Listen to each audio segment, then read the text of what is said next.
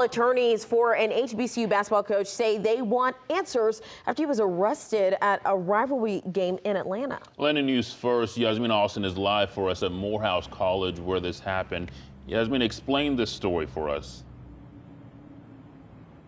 Well, I can tell you that after the incident, Tuskegee University basketball coach Benji Taylor hired attorneys who say he did nothing to warrant being handcuffed, and now they want answers.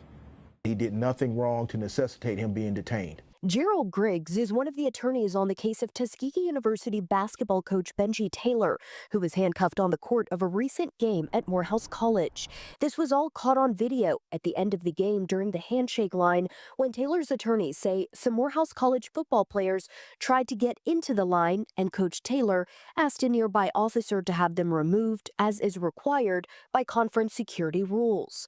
In a statement to the Field of 68, the coach himself said they were yelling obscenities and it was dangerous. But in response, Taylor was handcuffed and removed from the court.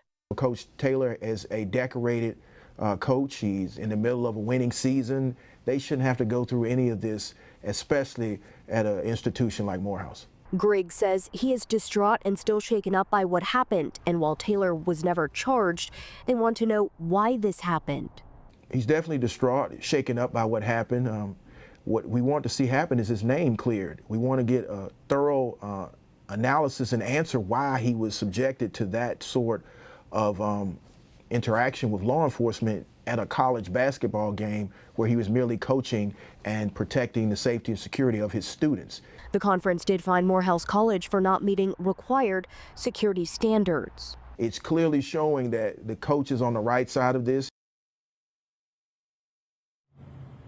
And we did reach out to Morehouse College for a response and details about what happened. We have not heard back yet.